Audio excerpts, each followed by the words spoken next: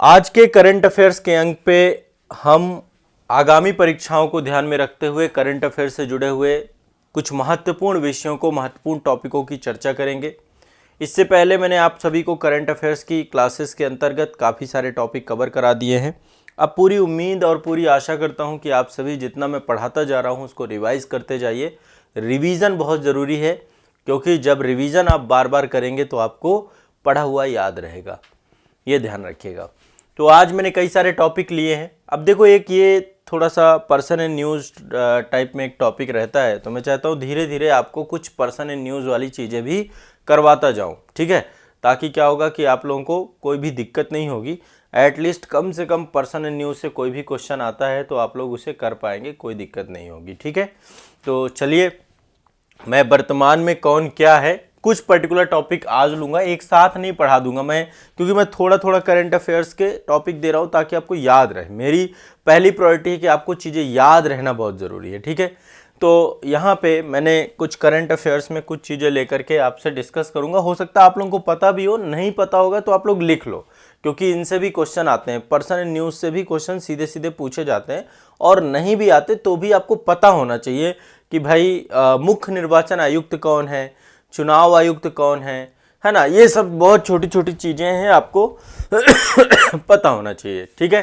तो चलिए देखिए, वर्तमान में सबसे पहले मुख्य निर्वाचन आयुक्त, भारत के मुख्य निर्वाचन आयुक्त इस समय है राजीव कुमार जी। आप लोग लिखते जाना, मैं आपको बताता जाऊंगा। राजीव कुमार जी 25वें मुख्य निर्वाचन आयुक्त है। ये व्यक्ति के आधार पे बता रहा हूं आपको, 25वें मुख्य निर्वाचन आयुक्त है। बगल में 25 जरूर डाल दीजिएगा, क्योंकि वो क्या है ना कि क्वेश्चन पूछता है। तो मुख्य निर्वाचन आयुक्त कौन है भारत के? राजीव कुमार। देखो, जो निर्वाचन आयुक्त हैं, ये पहले एक सदस्यीय बॉडी होती थी निर्वाचन आयोग की। अब निर्वाचन आयोग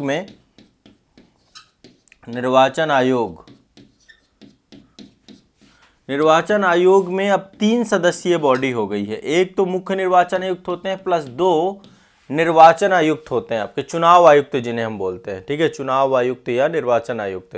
तो इनमें से एक तो आपके राजीव कुमार हो गए, जो कि निर्वाचन आयुक्त हैं, मुख्य निर्वाचन आयुक्त हैं, ठीक है, चीफ इलेक्शन कमीशन से जुड़े हुए जो आपके। तो मुख्य निर्वाचन आयुक्त आपके कौन है? राजीव कुमार। चुनाव आयुक्त 2 पर्सन है, एक है आपके अरुण गोयल और दूसरे हैं अनूप चंद्र पांडे। इन दोनों के नाम भी आपको पता होने चाहिए, अरुण गोयल और अनूप चंद्र पांडे। तो 3 सदस्यीय बॉडी है आपकी निर्वाचन आयोग, ठीक है। बाकी देखो, निर्वाचन आयोग या फिर कोई भी ऐसी संस्था है, मैंने पॉलिटी में इन सबको इन डेप्थ पढ़ा रखा है, बहुत डिटेल से इन सब चीज़ों को एक एक करके मैंने डिस्कस कर रखा है, चर्चा कर रखी है, ठीक है। अब चलिए थोड़ा सा मैं संसद से जुड़े हुए कुछ महत्वपूर्ण जो पदाधिकारी हैं उनके बारे में चर्चा करता हूं। सबसे पहले हमारे 2 सदन हैं। एक तो राज्यसभा है, राज्यसभा को उच्च सदन कहते हैं। यहाँ पे मैं थोड़ा सा आपको बता देता हूँ, 2 सदन है। हमारी पार्लियामेंट, हमारी विधायिका जो है, केंद्रीय विधायिका को संसद कहते हैं। केंद्रीय विधायिका को क्या कहते हैं? संसद। राज्य की विधायिका को विधानमंडल कहते हैं। क्या बोलते हैं इसको? संसद। संसद के 2 सदन हैं, एक है लोकसभा, दूसरे राज्यसभा, ठीक है। ये आपका कैसा सदन है? ये आपका प्रथम सदन है, क्योंकि जनता द्वारा चुने हुए प्रतिनिधि जाते हैं। ये आपका निम्न सदन है, क्योंकि इसका विघटन हो जाता है। ये आपका कैसा सदन है? द्वितीय सदन है। और ये उच्च सदन है आपका, ठीक है। तो यहाँ पे लोकसभा में पदाधिकारी जो होते हैं, एक तो लोकसभा के अध्यक्ष होते हैं, यहाँ पे क्या होते हैं? अध्यक्ष। और यहाँ पे क्या होते हैं? सभापति। तो राज्यसभा का जो सभापति होता है वो उपराष्ट्रपति महोदय ही होते हैं। उपराष्ट्रपति राज्यसभा के सभापति भी होते हैं, पदेन सभापति होते हैं। तो जगदीप धनखड़ जी हैं आपके। कौन है हमारे उपराष्ट्रपति? जगदीप धनखड़। कौन है उपराष्ट्रपति? जगदीप, लिख लीजिए, जगदीप धनखड़। याद होना चाहिए, सबको पता होना चाहिए, जगदीप धनखड़। अभी हाल ही में चुनाव हुए थे 2022 में, तभी ये परिवर्तन हुआ है। जगदीप धनखड़ साहब हैं, ठीक है, ध्यान रखना इस बात को। जगदीप धनखड़, एक तो ये आपको पता होना चाहिए। ये 14वें उपराष्ट्रपति हैं आपके, क्या है, 4th, व्यक्ति के आधार पे 14वें हैं। ठीक है, जगदीप धनखड़ साहब हमारे महामहिम जो है उपराष्ट्रपति हैं, ये 14वें हैं। तो यही आपके क्या है, सभापति राज्यसभा के। अब राज्यसभा में उपसभापति भी होते हैं। उपसभापति भी बहुत बड़ा जो है पदाधिकारी हैं। जब सभापति नहीं होते उनकी अनुपस्थिति में उपसभापति ही संभालते हैं। तो इनमें पर्सन का नाम है हरिवंश नारायण सिंह। उपसभापति का नाम लिख लीजिए सभी लोग, उपसभापति का भी नाम लिख लीजिए। राजीव कुमार जी करें सर मेरा नाम, बिल्कुल। तो उपसभापति है यहाँ पे हरिवंश नारायण सिंह, इनका भी नाम लिख लीजिए। हरिवंश, याद रहना चाहिए सब चीजें, रट लेना। उपसभापति राज्यसभा के हरिवंश नारायण सिंह। क्लियर है, सबको पता है। देखो एक और पद होता है, बहुत महत्वपूर्ण पदाधिकारी होते हैं, महासचिव। महासचिव भी आपके जो है राज्यसभा में भी होते हैं, लोकसभा में भी होते हैं। संसद का सचिवालय होता है, उस सचिवालय में महासचिव होते हैं। तो महासचिव है प्रमोद चंद्र मोदी। कौन है, प्रमोद चंद्र मोदी। कौन है, प्रमोद चंद्र मोदी, ध्यान रखिएगा। ठीक है, चलिए अब आगे बात करते हैं। राज्यसभा में देखिए सत्ता पक्ष तो है ही है, विपक्ष भी है, दोनों चीजें हैं। तो दोनों के लीडर होते हैं। तो नेता सत्ता पक्ष जो राज्यसभा में वो है पीयूष गोयल साहब। कौन है, पीयूष गोयल साहब। कौन है, पीयूष गोयल साहब। पीयूष गोयल साहब नेता सत्ता पक्ष है राज्यसभा। और नेता विपक्ष राज्यसभा में आपके मल्लिकार्जुन खड़गे साहब हैं। अभी वो कांग्रेस के अध्यक्ष भी बन गए हैं और वही जो है आपके वहां पे लीड करते हैं, मल्लिकार्जुन खड़गे। इसके बाद लोकसभा के अध्यक्ष कौन है, लोकसभा के अध्यक्ष 17वीं लोकसभा है अभी, और लोकसभा के अध्यक्ष सभी को पता है ओम बिड़ला साहब हैं। कौन है, ओम बिड़ला साहब। ठीक है, तो लोकसभा के अध्यक्ष हैं ओम बिड़ला। बहुत फास्ट लिखना है। ओम बिड़ला साहब 17वें लोकसभा अध्यक्ष हैं आपको, बिड़ला। ठीक है, कितने नंबर के हैं, 17th नंबर के, 17वें नंबर के हैं ओम बिड़ला साहब। ध्यान रखना है इस बात को।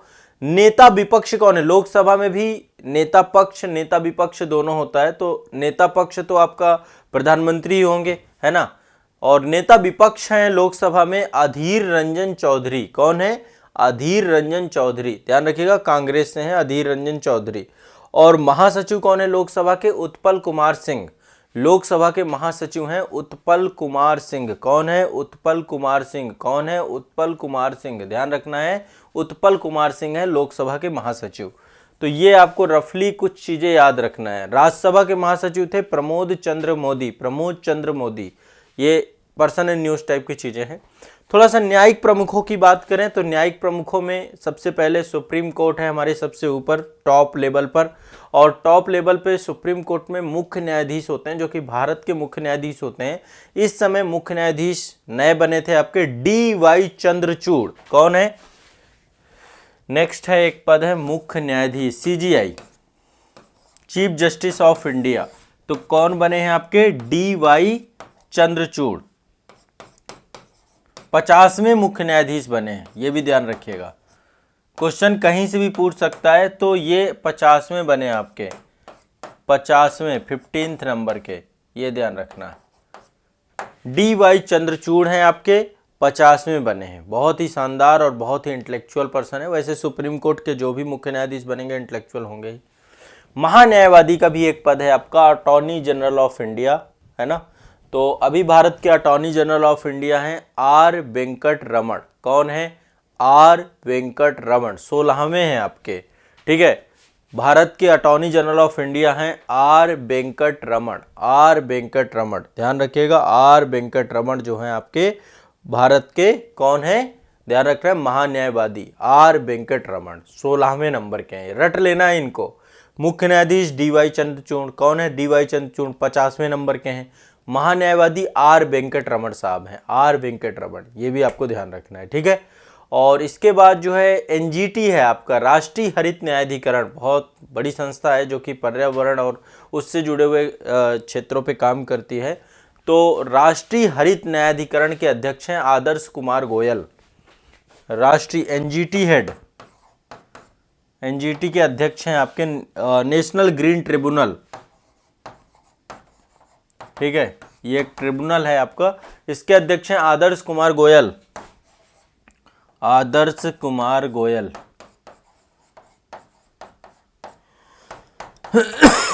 गोयल। तो ये आपको ध्यान रखना है, एक बहुत ही महत्वपूर्ण जो है करंट अफेयर जुड़ी हुई है, कुछ महत्वपूर्ण पद हैं। भारत के राष्ट्रपति सब जानते हैं, भारत की पहली महिला जनजातीय महिला बनी है द्रौपदी मुर्मू जी, 15वीं राष्ट्रपति बनी है। व्यक्ति के आधार पे कौन से नंबर की हैं? 15वीं राष्ट्रपति। ठीक है, कौन सी हैं? इससे पहले श्री रामनाथ कोविंद थे और अभी द्रौपदी मुर्मू जी हैं। ठीक है, जनजातीय बनी है। उपराष्ट्रपति मैंने आपको बताया जगदीप धनखड़ साहब हैं, 14वें नंबर के हैं और ये भारत के आपके जो है राज्यसभा के उपसभापति हैं। और प्रधानमंत्री सभी जानते हैं श्री नरेंद्र मोदी जी हैं, 15वें प्रधानमंत्री बने हैं व्यक्ति के आधार पे। 15वें, 17वीं लोकसभा है, 15वें प्रधानमंत्री हैं व्यक्ति के आधार पे। ध्यान रखना है इस बात को। सभी लोग क्लियर है, स्पष्ट है? सभी लोगों का क्लियर और स्पष्ट है मामला?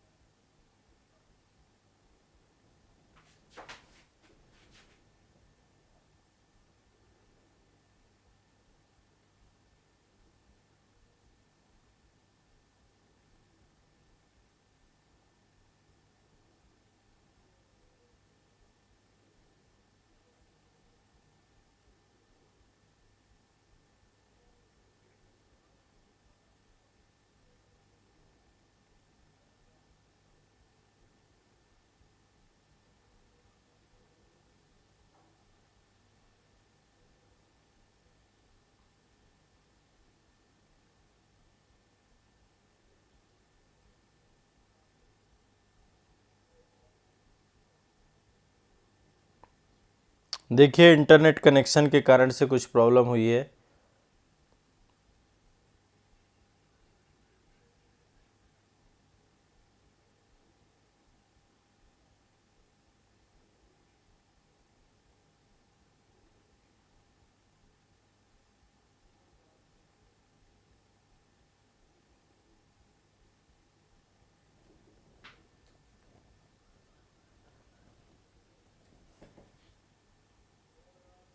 प्रतीक्षा कर लीजिए 1 मिनट।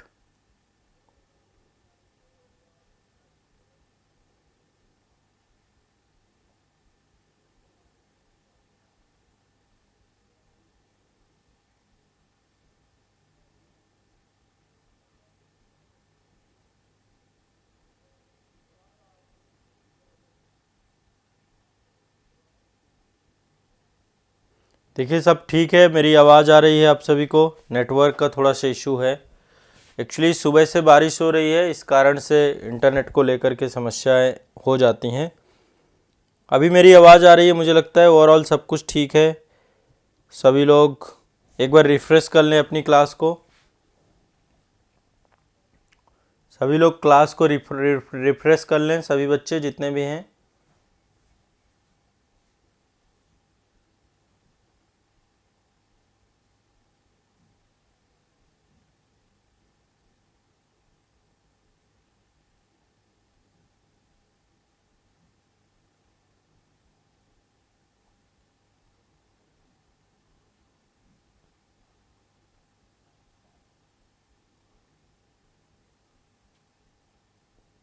आप आवाज़ आ रही है ना सभी को? कोई दिक्कत तो नहीं है?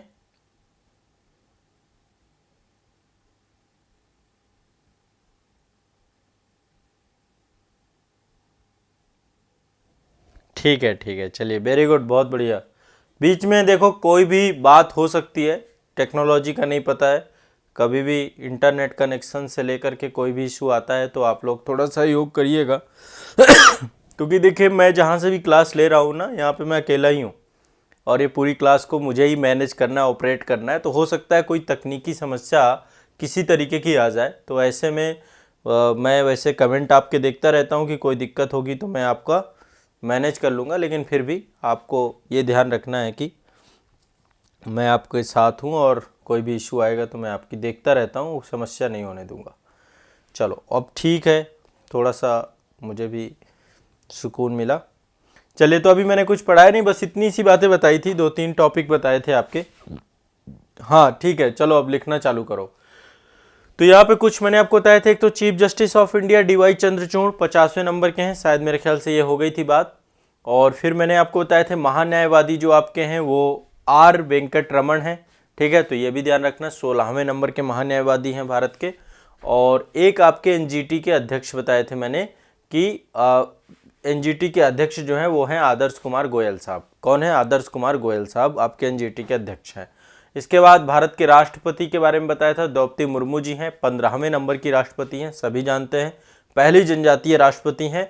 उपराष्ट्रपति जगदीप धनखड़ साहब हैं, 14वें जो है उपराष्ट्रपति हैं, और राज्यसभा के सभापति भी हैं। और प्रधानमंत्री श्री नरेंद्र मोदी जी हैं, 15वें जो है आपके प्रधानमंत्री हैं व्यक्ति के आधार पे। इतने तक चर्चा हो गई थी मेरे ख्याल से, ओवरऑल बताएं, इतने तक चर्चा हो गई थी ना? ठीक है, चलिए अब अगला चलते हैं। करंट अफेयर्स में अगला टॉपिक है, ये थोड़ा सा एक फैक्चुअल डेटा मैंने उठा लिया है। वन स्थिति रिपोर्ट आपकी करवा देता हूँ। वन स्थिति रिपोर्ट, सभी लोग एक बार वन स्थिति रिपोर्ट से जुड़ा हुई क्लास को लेकर के तैयार हो जाएं। वन स्थिति रिपोर्ट 2021 हेडिंग डाल लीजिए, वन स्थिति रिपोर्ट, वन स्थिति रिपोर्ट 2021, ठीक है। ये क्वेश्चन आता है और पूछा जाता है। तो हाल ही में केंद्रीय पर्यावरण वन जलवायु परिवर्तन मंत्रालय के द्वारा वन स्थिति रिपोर्ट 2021 जारी की गई थी। और आपको पता है कि जो है वन स्थिति रिपोर्ट के माध्यम से हमें पता चलता है कि भारत में वनावरण की, वृक्षावरण की क्या स्थिति है, ठीक है। भारत के वन और वृक्ष आवरण का आकलन करती है ये रिपोर्ट। क्या करती है? भारत में कितना वनावरण है, कितना फॉरेस्ट एरिया है, कितना आपका जो है वृक्षावरण है, तो इन दोनों के बारे में जानकारी मिलती है। हर 2 साल में ये रिपोर्ट आती है। कब आती है? हर 2 साल में ये रिपोर्ट आती है, हर 2 वर्ष में ये रिपोर्ट आती है। इससे पहले 2019 में आई थी, अभी 2021 का डेटा है। ये एग्जाम में आपके आगामी पूछा जाएगा, तो आपको पता रहना है। और इसके बाद जो है हम लोग डिस्कस करेंगे कि क्या क्या चीज़ें जो है इस रिपोर्ट में विशेष रही हैं, ठीक है। तो चलिए पहले मैं एक बार कुछ फैक्ट आपको बता देता हूँ। देखिए, 2 प्रकार का डेटा होता है, एक तो परसेंटेज में होता है और एक होता है कि वो पूरा का पूरा तथ्य आपको बताया जाए। तो मैं दोनों चीज़ों को प्रयास करूंगा कि आपको यहाँ पर पता चले। तो भारतीय वन स्थिति रिपोर्ट 2021 के अंतर्गत जो आपका डेटा है उसे अब हम यहाँ पे लेंगे। कुछ चीज़ें मैं आपको लिखता जाऊंगा यहाँ पे जो आपको पता होना चाहिए। देखो, सबसे पहली चीज है कि देश में कुल वन और वृक्षावरण है कितना, ठीक है। टोटल वन, फॉरेस्ट एरिया और वृक्षावरण, ये दोनों अलग अलग चीजें हैं। Tree cover area, forest area. Forest area तो आप सभी को पता है कि प्रोटेक्टेड एरिया होता है। बाकी ट्री कवर में तो भारत के विभिन्न क्षेत्रों में जितना भी ट्री कवर होता है। तो यदि हम दोनों को कंबाइंड करके देखें, ठीक है, तो दोनों को कंबाइंड करके देखें तो टोटल ये आपका 24.62% है। भारत में टोटल 24.62% टोटल आपका वनावरण प्लस वृक्षावरण है। कितना है? टोटल वनावरण और वृक्षावरण है। अलग अलग देखें तो वनावरण है 21.71%, कितना है? 21.71%। और वृक्षावरण की बात करें तो वृक्षावरण है आपका 2.91%, ठीक है। और टोटल ये हो जाता है 24.62%। एक फैक्ट आपका यहां से बनता है, ये फैक्ट आपको रट लेना है। और ये उम्मीद है कि ये तीनों डाटा आपके लिए बहुत जरूरी है, ठीक है। फॉरेस्ट एरिया कितना है? कुल आपका फॉरेस्ट एरिया वनावरण है आपका 21.71%, 21.71%। ये कितना है आपका? 24 टोटल जो टारगेट है वो 33% का टारगेट है ना। अब देखिए, इनमें वृद्धि भी हुई है। 2019 से तुलना की जाएगी। ये तो 2021 का डेटा है कि 2021 में कितना हो गया। अब 2019 की से तुलना करें कि 2019 से कितना बढ़ा है, कुल वृद्धि कितनी हुई है, ठीक है। तो देखिए, टोटल जो वृद्धि हुई है वो आपको ध्यान में रखना है कि वनावरण में कितनी हुई है और वृक्षावरण में कितनी हुई है। तो देखो, टोटल वृद्धि हुई है, यहां पे देखिए लिखा हुआ है। इंक्रीज कितना हुआ है आपका? 2261 स्क्वायर किलोमीटर, इतना आपका वनावरण और वृक्षावरण ये दोनों इंक्रीज हुआ है। 2261 स्क्वायर किलोमीटर इतना एरिया क्या है, बढ़ा है 2019 की तुलना में। 2019 की तुलना में 2261 स्क्वायर किलोमीटर बढ़ा है आपको total forest and tree cover दोनों की बात करें तो ये लास्ट 2 ईयर में इतना इंक्रीज हुआ है। तो ये भी लिख लीजिए कि इंक्रीज कितना हुआ है, वृद्धि कितनी हुई है, 2261 वर्ग किलोमीटर। ठीक है, ये एक गुड न्यूज़ है कि धीरे धीरे वनावरण बढ़ रहा है, वृक्षावरण बढ़ रहा है। अब यदि हम बात करें केवल इसकी, देखो वनावरण मतलब फॉरेस्ट का जो आपका है और वृक्षावरण मतलब ट्री कवर एरिया की बात कर रहे हैं। तो यदि हम कुल बात करें कि वनावरण में कितनी वृद्धि हुई है, तो वनावरण में वृद्धि हुई है 1540 किलोमीटर स्क्वायर, ये आपकी वनावरण में वृद्धि हुई है। वृक्षावरण की बात करें तो यह है आपका 721 किलोमीटर स्क्वायर। वृक्षावरण में बहुत तेजी से वृद्धि हो रही है और पर्यावरण की दिशा में देखिए सतत काम आपको करना चाहिए। अभी तक आप लोगों के सहयोग से संस्थान के द्वारा लगभग 20 लाख से ज़्यादा वृक्षावरण किया जा चुका है। मतलब हमने भी थोड़ा सा सहयोग किया है, हमारा फाउंडेशन है आज़ाद फाउंडेशन आपकी संस्था का, तो मैं हमेशा प्रमोट करता हूं कि वृक्षावरण होना चाहिए। हमने जो है हर बार जब वन महोत्सव आता है जुलाई के महीने में, तो उसमें हम वृक्षावरण करते हैं बड़े स्तर पे। यहाँ तक कि हमने 10 लाख तक वृक्षावरण किए थे 2021-20 में, जब कोविड का टाइम पीरियड चल रहा था, उसी टाइम पीरियड पे हमने जो है काम किया था। और उसमें आप लोगों का सहयोग सभी का बहुत ज़रूरी था, आप सभी ने सहयोग किया था और इसके बाद लगातार हम जो है वृक्षावरण करते हैं। व्यक्तिगत तौर पे मैंने जो है अभी तक जो है मान के चलिए कि 2000 से ज़्यादा पौधे खुद भी लगाए हैं। तो मैं खुद थोड़ा सा पर्यावरण की दिशा में, इस दिशा में एक मेरा जो है रुझान बहुत सकारात्मक रहता है और आप सभी सहयोग कर देते हैं, तो ये बड़ा अच्छा लगता है कि कम से कम आप लोग जो है बातों को मानते हैं और सुनते हैं। तो ये बहुत ज़रूरी है बच्चों, क्योंकि ग्लोबल वार्मिंग जिस तरीके से बढ़ रही है और जिस तरीके से जो है स्थिति भयावह, ये हमें अभी समझ में नहीं आ रही है। यहाँ पे शहरों में रहिए तो शहरों में पता चलता है कि सांस लेने योग्य हवा भी नहीं है। और मैं तो हमेशा कहता हूँ कि हम कोई बड़ा काम नहीं करते हैं, हमें अपने जीवन में कम से कम 3 पेड़ जरूर लगाने चाहिए, क्योंकि 3 पेड़ों के हम कर्जदार होते हैं। हमारा जीवन जो है इन 3 पेड़ों की ऑक्सीजन से चलता है, इसलिए हमें कम से कम 3 पेड़ जरूर लगाने चाहिए सभी को। अपने जीवन के अंतिम समय में जाते जाते वृक्ष लगा के जरूर जाए। ठीक है, तो ये आपको ध्यान रखना है। ये डेटा है आपका, इंक्रीज कितना हुआ, इंक्रीज करने को लेकर के। ठीक है, तो ये वृद्धि आपकी हुई है टोटल, और टोटल तो ये है आपका 2261, इंक्रीज कितना हुआ है 2261 किलोमीटर स्क्वायर। ठीक है, वनावरण और वृक्षावरण दोनों आपका बढ़ा है, तो ये ध्यान रखना है। पहली चीज ये हो गई। अब देखो यहाँ पे मैग्रोव को लेकर के भी क्वेश्चन आता है कि देश में, इसमें डेटा में रहता है कि मैग्रोव वनस्पति कितनी है। मैग्रोव मतलब जो तटीय क्षेत्रों में समुद्री पानी है, लवणीय पानी है, उसमें जो वनस्पति आपकी रहती है। तो कुल देश में मैग्रोव वन कितने हैं, टोटल जो है आपके मैग्रोव वन है 4992 किलोमीटर स्क्वायर। मैग्रोव वन है 4992 किलोमीटर स्क्वायर। अब देखो इससे डेटा आपको पता होना चाहिए, ये मतलब ये रफली डेटा जो शुरू का मैंने बताया कितना इंक्रीज हुआ, कितना वनावरण है, कितना वृक्षावरण है, इससे तो क्वेश्चन पूछे ही जाएंगे हर हालत में। ठीक है, अभी एक एक फैक्ट आपको क्लियर करता जा रहा हूं।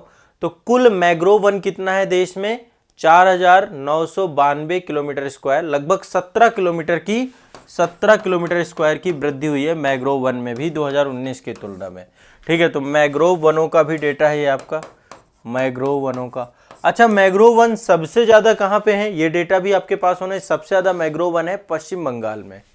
पश्चिम बंगाल में सबसे ज्यादा, ये सुंदरबन का डेल्टा है ना, तो पश्चिम बंगाल में सबसे ज्यादा मैग्रोव वन है आपके।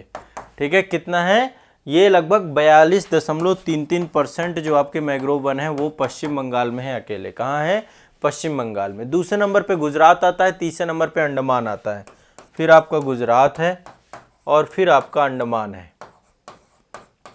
अंडमान एंड निकोबार। ठीक है, तो अंडमान एंड निकोबार में ये इतना आपको याद रखना है। सभी को स्पष्ट है, डेटा आप देखते रहिएगा।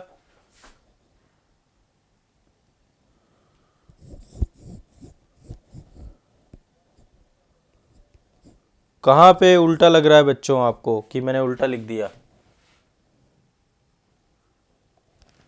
वनावरण आपका 1540 किलोमीटर बढ़ा है, 721 किलोमीटर वृक्षावरण बढ़ा है, टोटल आपका 2261 बढ़ा है। ये वनावरण फॉरेस्ट एरिया है 21.7 है कि आपका 2.91 आपका वृक्षावरण है। इसमें क्या दिक्कत है? हाँ, तो वनावरण ही तो है बच्चों 1540 किलोमीटर स्क्वायर, ये वनावरण में ही तो लिखा है मैंने, वृक्षावरण में नहीं लिखा ना, सीधा ही तो है। फिर कोई दिक्कत हो तो बताना, मैं देख लूंगा। वनावरण में वृद्धि हुई है 1540 किलोमीटर स्क्वायर, ठीक है। प्रिंसिस जी ध्यान रखना है इस बात को। तो पहले तो ये आपका मैग्रोव वाला क्लियर हो गया। मैग्रोव में पहला पश्चिम बंगाल है, नंबर 1 पश्चिम बंगाल 42.33%। रट लेना है, आज वन स्थिति रिपोर्ट रट जानी चाहिए। 42.33%। फिर गुजरात है, गुजरात में 23.54% है और अंडमान में 12% के आसपास है, ठीक है। तो ये मैग्रोव वनस्पति है। अच्छा, सबसे ज्यादा वन वाला क्षेत्र कौन सा है? किस प्रदेश में सबसे ज्यादा वन है? यहां से भी क्वेश्चन आएगा। सर्वाधिक वन, सर्वाधिक वन में सबसे ज्यादा है मध्य प्रदेश, आपका एमपी। सर्वाधिक वन है मध्य प्रदेश में। कहां पे है? मध्य प्रदेश में। फिर इसके बाद है एपी, अरुणाचल प्रदेश। एमपी, फिर है AP, Arunachal Pradesh. Number 1 Madhya Pradesh, number 2 Arunachal Pradesh, number 3 Chhattisgarh, Chhattisgarh number 3 सबसे, number 1 number 2 number 3।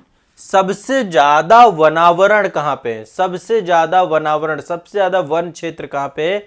Madhya Pradesh में, ठीक है। 77,493 किलोमीटर स्क्वायर है। फिर अरुणाचल प्रदेश, फिर छत्तीसगढ़, ठीक है। सबसे कम वन कहां पे है? सबसे कम वन है हरियाणा में, सबसे कम। सर्वाधिक और सबसे कम, ये हम बात करें वन क्षेत्र की, फॉरेस्ट एरिया की। वन क्षेत्र सबसे कम है आपका हरियाणा में, सबसे कम है हरियाणा में, ठीक है। इसके बाद है आपका पंजाब में, फिर है गोवा में। पंजाब, यहां पे एग्रीकल्चर लैंड है पूरी की पूरी। गोवा एग्रीकल्चर लैंड है, ये आपको रट जाना चाहिए सभी को, ठीक है। सबको रट जाना चाहिए। हरियाणा पंजाब गोवा, हरियाणा पंजाब गोवा, हरियाणा पंजाब गोवा। वनावरण में वृद्धि दिखाने वाला, सबसे ज्यादा वृद्धि किसने दिखाई? सबसे तेजी से वृद्धि किसकी हुई 2 साल में? तो वनावरण में सर्वाधिक वृद्धि, वनावरण में सर्वाधिक वृद्धि, सर्वाधिक वृद्धि, सबसे ज्यादा वृद्धि की है आंध्र प्रदेश ने, ठीक है। 647 किलोमीटर स्क्वायर, सबसे ज्यादा वृद्धि हुई है आंध्र प्रदेश में। फिर है आपकी तेलंगाना, तेलंगाना में नंबर 1 में आंध्र प्रदेश में सबसे ज्यादा वृद्धि हुई है। फिर आपकी तेलंगाना में हुई है, फिर आपकी उड़ीसा में हुई है। ये भी आपको ध्यान रखना है, मतलब 2019 की तुलना में बहुत तेजी से वनावरण बढ़ा है। सर्वाधिक वृद्धि दिखाने वाला राज्य आंध्र प्रदेश है, नंबर 1, ठीक है। तो ये देखिए, सब सर्वाधिक वन क्षेत्र कहां पे है? मध्य प्रदेश में। सबसे ज्यादा वन क्षेत्र कहां है? मध्य प्रदेश में। सबसे ज्यादा वन क्षेत्र कहां पे? मध्य प्रदेश में। लेकिन यदि हम राज्य के क्षेत्रफल के प्रतिशत के आधार पे देखें कि सर्वाधिक वनावरण प्रतिशत वाला राज्य, मतलब कि जहां पे टोटल क्षेत्रफल फल का सबसे ज्यादा परसेंटेज है, वो है मिजोरम। ये तो क्षेत्रफल के हिसाब से देखो, ये क्षेत्रफल के हिसाब से 77,493 किलोमीटर स्क्वायर है, 77493 किलोमीटर स्क्वायर तो आपका एमपी है। तो देखा जाए तो ओवरऑल मध्य प्रदेश का लैंड एरिया बहुत ज्यादा है। लेकिन परसेंटेज की बात करें, राज्य के क्षेत्रफल के प्रतिशत के आधार पर सर्वाधिक, प्रतिशत के आधार पर सर्वाधिक, इससे भी क्वेश्चन पूछता है। तो प्रतिशत के आधार पर सर्वाधिक आपका है मिजोरम, मिजोरम लिख लीजिएगा, मिजोरम सर्वाधिक है। मिजोरम सर्वाधिक वनावरण है परसेंटेज के हिसाब से, सबसे ज्यादा वनावरण 84.53%, 84.53% मिजोरम का आपका क्या है? परसेंटेज के हिसाब से सर्वाधिक है। ध्यान रखना है, सबसे ज्यादा है मिजोरम का, सबसे ज्यादा है मिजोरम का। कितना है? 84.53%। फिर है आपका अरुणाचल प्रदेश, अरुणाचल, ठीक है। दूसरे नंबर पे अरुणाचल है, तीसरे नंबर पे मेघालय है। तीनों आपके नॉर्थ ईस्ट स्टेट हैं, ठीक है। अरुणाचल में 79% है, यहाँ पे 84% है, और फिर है आपका मेघालय, मेघालय, ठीक है। मेघालय में टोटल 76% है, 76% है। रट लो, ये जितना भी फैक्ट बताता हूं रट लेना है। देश के वनों में कुल कार्बन स्टॉक कितना है? Carbon stock, carbon stock, carbon stock कितना है? टोटल है 7204 मिलियन, 7204 मिलियन टन, लगभग के आसपास अप्रॉक्स डेटा है ये, million ton, ton total carbon stock. बताएं, इतने में कोई दिक्कत हो? इतना डेटा आपको सभी को रट जाना चाहिए, ठीक है। पहली बार जब 2021 का ये वन स्थिति रिपोर्ट आई, पहली बार जो है टाइगर रिजर्व, टाइगर कॉरिडोर, गिर के जंगल में रहने वाले एशियाई शेर, है ना, इन वनावरण को भी आकलन में सम्मिलित किया गया, सभी को इन्होंने सम्मिलित किया। तो धीरे धीरे ये एरिया भी बढ़ा रहे हैं, ठीक है, ध्यान रखना है इस चीज को।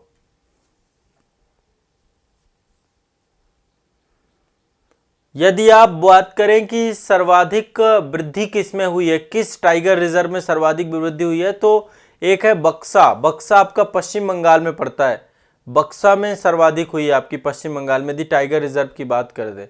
फिर आपका अन्नामलाई तमिलनाडु में पड़ता है, ठीक है, और फिर है आपका इंद्रावती छत्तीसगढ़ में पड़ता है। तो ये इन टाइगर रिजर्व में सबसे तेजी, सबसे ज्यादा बक्सा पश्चिम बंगाल, फिर अन्नामलाई, फिर आपका इंद्रावती, ठीक है, रिजर्व आपका छत्तीसगढ़ में, ये भी ध्यान रखना है।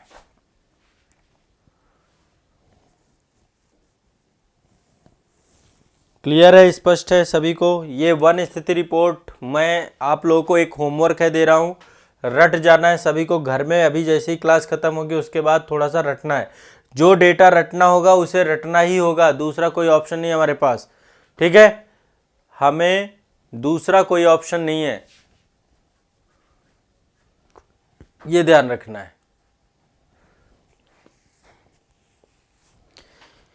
एक डेटा को लेकर थोड़ा सा कंफ्यूजन है वैसे मेरे ख्याल से, जहां तक है इसमें एक बार थोड़ा सा इसको क्रॉस चेक भी कर लेना डेटा को। कभी भी कोई भी डेटा है तो क्रॉस चेक करना जरूरी है, दोनों लोग मिलके क्रॉस चेक करेंगे तो शायद बेहतर रहेगा। तो थोड़ा बहुत क्रॉस चेक भी कर लेना। जहां तक मेरे ख्याल से जो भी डेटा मैंने आपको दिया है सही है पूरा का पूरा, लेकिन कोई भी यदि गड़बड़ निकलती है तो हम लोग डिस्कस कर सकते हैं, इसमें कोई समस्या नहीं है, ठीक है। क्योंकि कई बार मैं बोल कुछ और रहा हूँ, लिख कुछ और रहा हूँ, ठीक है, और कुछ भी गड़बड़ हो जाए तो भी ध्यान रखना। एक बार नेट पे डाल के एक बार सारा का सारा क्रॉस चेक कर लेना। कोई दिक्कत किसी तरीके का नहीं? चलो अब चलो कुछ थोड़ा सा आयोजन बता देता हूं आपको। देखो, एक ये अंतरराष्ट्रीय संगठन बना है आपका, इसका नाम है I2U2। क्या नाम है इसका? I2U2। इसमें 2 I हैं, 2 U हैं, ठीक है। 2 I कौन कौन से हैं? इजराइल और इंडिया, ठीक है। एक तो भारत है हमारा और एक आपका UAE है, वो माफ करेगा इजराइल है, और 2 U हैं, एक UAE है और एक USA है। तो एक ये संगठन बनाया गया है। इसका पहला शिखर सम्मेलन आपका 2022 में ही हुआ था, 14 जुलाई को, 14 जुलाई को I2U2 का। ये मैंने IR की क्लास में डिटेल में पढ़ाया है, I2U2 संगठन, इसकी क्यों बनाया गया, क्या सारी चीज़ें हुई। तो यहाँ पे देखो, मैं थोड़ा सा आपको जो प्रमुख अंतर्राष्ट्रीय सम्मेलन हुए हैं उनके बारे में चर्चा कर दूंगा आपको, लेकिन ये नहीं कि इन डेप्थ में एक एक चीज़ बताऊं, वो सब क्लास की बात है, वो फाउंडेशन क्लास वाले जितने बच्चे हैं वहाँ पे मैंने इसको पढ़ाया आपको टॉपिक को। तो 14 जुलाई को जो है ये आयोजन हुआ था, वर्चुअल माध्यम से करवाया गया था। भारत की ओर से प्रधानमंत्री नरेंद्र मोदी सम्मिलित हुए थे, और इसमें 4 कंट्री है, इंडिया, इजराइल, USA और UAE, ये ध्यान रखना है, ठीक है। 6 क्षेत्रों में काम किया गया इसमें, जल, ऊर्जा, परिवहन, स्वास्थ्य और खाद्य सुरक्षा, इन 6 क्षेत्रों को लेकर के चर्चा इसमें की गई है। कौन कौन से? जल, ऊर्जा, परिवहन, अंतरिक्ष, स्वास्थ्य एवं खाद्य सुरक्षा। जल, ऊर्जा, परिवहन, अंतरिक्ष, स्वास्थ्य और खाद्य सुरक्षा, इस पे चर्चा की गई। I2U2 का पहला शिखर सम्मेलन आपका वर्चुअल हुआ है। कैसे हुआ है? वर्चुअल हुआ है, इसलिए आपको इसको भी ध्यान रखना है। बाकी नेक्स्ट है आपका G7 कंट्रीज। पहले G8 हुआ करता था, रसिया को हटा दिया गया था, तो अब G7 कंट्रीज हैं। इनका भी शिखर सम्मेलन हुआ था 2022 में, 48वां शिखर सम्मेलन हुआ था। कौन सा? 48वां शिखर सम्मेलन ये कहाँ पे हुआ था? जर्मनी में। जर्मनी में एक जगह है बाबेरियन आल्प्स, बाबेरियन आल्प्स, ठीक है। 26 से 28 जून 2022 को इनका 48वां शिखर सम्मेलन हुआ था जर्मनी में। ध्यान रखना है, स्थान पूछ सकता है, कुछ भी पूछ सकता है। अध्यक्षता जर्मनी चांसलर के द्वारा की गई थी, ओलाफ रोकोल्स है वहाँ पे, ठीक है। ओलाफ रोकोल्स के द्वारा ये की गई थी, जर्मनी चांसलर जो हैं आपके। और इसमें भारत ने भी प्रतिनिधित्व किया था। भारत के प्रधानमंत्री नरेंद्र मोदी शिरकत किए थे इस पूरे के पूरे G48वें G7 में, ये ध्यान रखना है। 49वां जो आपका होना है 49th, ये जापान में होगा। 49वां आपका कहाँ पे होगा? जापान में। और इससे पहले 47वां जो आपका था वो यूके में हुआ था, कार्नवाल में। कहाँ पे? यूके कार्नवाल में। तो 48वां जर्मनी में, 49वां जापान में, 47वां आपका कार्नवाल यूके में। इतना ध्यान रखना है, ये बहुत बेसिक चीजें हैं, पता होनी चाहिए आप लोगों को।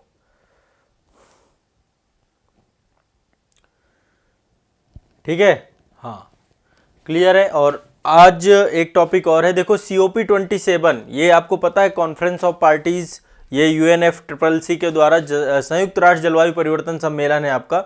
संयुक्त राष्ट्र के द्वारा जलवायु परिवर्तन पर सम्मेलन प्रतिवर्ष आयोजित किया जाता है। तो 2022 में ये सम्मेलन आपका आयोजित किया गया था नवंबर के महीने में। कब किया गया था?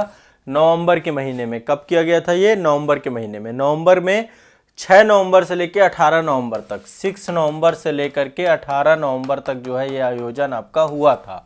6 नवंबर से लेकर 18 नवंबर तक। कहाँ पे मेजबानी हुई थी?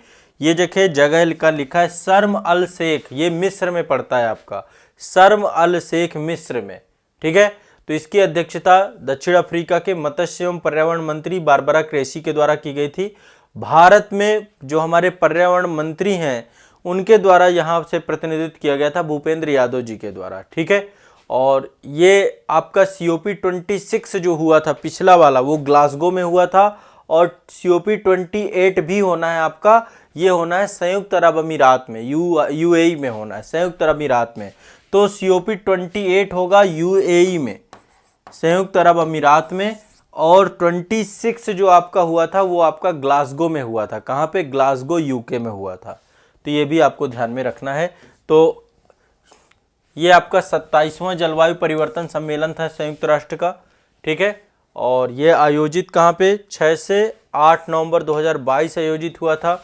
अफ्रीका में 5वीं बार आयोजित हुआ है, चूँकि मिस्र में आयोजित हुआ है। शर्म अल शेख दक्षिण, ये मिस्र में पड़ता है, मिस्र, ठीक है, मिस्र में आयोजित हुआ था। और इसमें लगभग 200 से अधिक देशों को आमंत्रित किया गया था। यह सम्मेलन जलवायु परिवर्तन महाद्वीप के गंभीर परिणामों पर ध्यान केंद्रित करता है, इससे जुड़ा हुआ है, ठीक है। तो ये आपको ध्यान रखना है। आज के लिए इतना ही रखेंगे।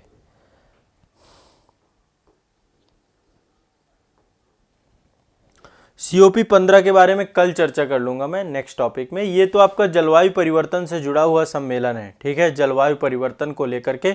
इसको लेकर यदि आपको कंफ्यूजन होता है तो यदि आप पेड बैच में जुड़े हुए हैं तो इन्वायरमेंट की क्लास में एक वीडियो है जैव विविधता वाले टॉपिक में, वहाँ पे क्रम से मैंने यही पढ़ाया है। इन्वायरमेंट की क्लास में शुरू में आपको वो क्लास करनी है, उसमें मैंने पूरी हिस्ट्री बताई है, पृथ्वी सम्मेलन जो रियो सम्मेलन से लेकर के अब तक के जितने भी प्रमुख सम्मेलन हुए हैं। फिर मैंने क्योटो प्रोटोकॉल को समझाया है, फिर मैंने आपको पेरिस समझौता समझाया है। तो एक बार वो वाला देख लेंगे ना तो सीक्वेंस से आपको सारी चीज़ें क्लियर हो जाएंगी। यहाँ पे थोड़ा सा मैं बहुत डिटेलिंग में नहीं जा सकता हूँ।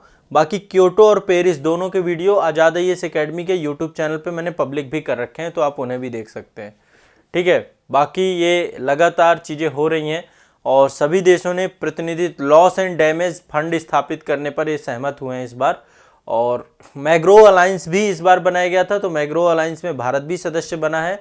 और मैग्रो अलायंस के बारे में पिछली क्लास में मैंने पढ़ाया था आपको। मैग्रो अलायंस के बारे में पढ़ाया था कि नहीं पढ़ाया था, मैग्रो गठबंधन को लेकर के, ठीक है। तो ये आपका करंट अफेयर्स को लेकर के आज की क्लास में टॉपिक हमारे कंप्लीट हो गए। इतने टॉपिक ही हमें कवर करने थे, ठीक है।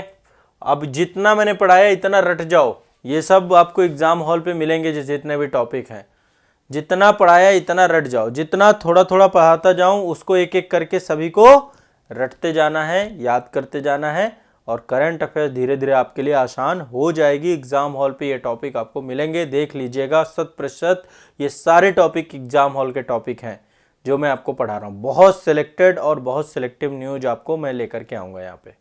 तो आज के लिए इतना ही रखते हैं।